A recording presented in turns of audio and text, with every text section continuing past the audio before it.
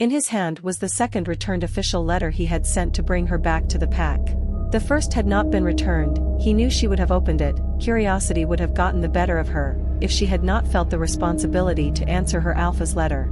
Nathan knew that they had not parted on good terms, but it was time that Jayla returned home. He had seen her on TV, by mere chance, standing outside the front of a courthouse speaking to the press about the case she had just won for a client she was representing in a high-profile case.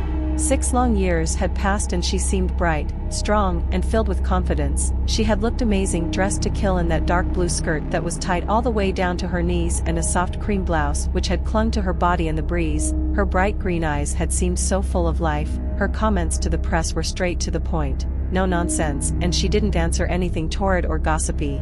Life away from the pack seemed to suit her. His chest had ached a little, knowing he was the reason why she was out there and not here.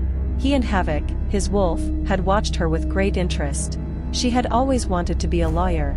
Work in the pack's legal department, not much cause for lawyers within Wolfen society, but contract law was rife, and if he remembered correctly, that was what she was specializing in, while studying. They had watched from the lounge in the common room, his Beta, Jackson, Gamma, Steven and Delta. Ethan had all also seen her on the TV that night, as all 4 of them had been having a drink and hunting for a movie to watch to wind down after a long day. Jackson had been in charge of the remote and was flicking through the channels where her beautiful face had popped up on the screen. Her name and firm were rolling across the bottom of the screen. It was a recap of the news of the day in the human world. None of them had seen her since that day, the day he had forced her to leave. She had left and never come back, just as he had ordered her to. Looking at her beautiful face, she had grown into a very beautiful young woman, just 26 now. Listening to her voice, he had felt a pang of regret and now realized he missed his longtime friend. They'd grown up together, trained together, and been lovers once. Now there was nothing and she was gone. Bring her home. Havoc had growled at him, and had been relentless in the days that followed to bring her home. Just wouldn't shut up about it, and so he had agreed with his wolf, and made the decision that it was time to bring her home to the pack where she belonged. So he had sent the first official letter to her after Jackson had tracked her down.